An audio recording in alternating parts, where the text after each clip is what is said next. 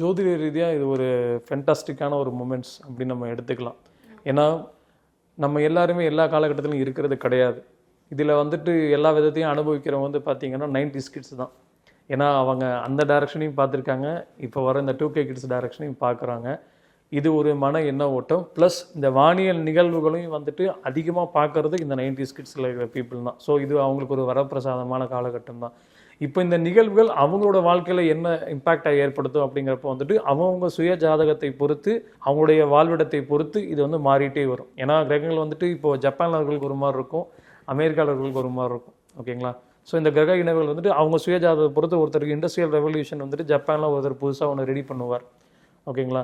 இந்தியாவில் வந்து பார்த்திங்கன்னா அந்த கேது வந்துட்டு சிம்ம வீட்டுக்குள்ளே வந்துடுவார். அப்போ என்ன பண்ணுவாங்கன்னா இந்த சித்த வைத்தியம், நாட்டு வைத்தியம், இயற்கை வைத்தியம் வந்து ஒரு ரெவல்யூஷன் உருவாகும். அட் த சேம் டைம் இந்த டைம் பீரியடில் வந்துட்டு கொரோனா 3.0 அப்படின்னு ஒன்று புதுசாக ஒன்று க்ரியேட் ஆகும். ஸோ ஒரு வேவ் லென்த்து வரும். ஸோ இனி அடுத்துக்கு வந்து மருந்து கண்டுபிடிக்கிற விதமாக இந்தியன்ஸ் இருப்பாங்க. அதுக்குண்டான அச்சாரமாக தான் இப்போ மகா கும்பமேளா நடந்துட்டு இருக்குது. ஏன்னா இந்தியாவை வந்து பார்த்திங்கன்னா ஒரு ஆன்மீக பூமி. இங்கே எல்லாருடைய சாதுக்களும் முனிவர்களும் ரிஷிகளும் வந்துட்டு காற்றாக அரூபமாக கலந்து இருக்காங்க.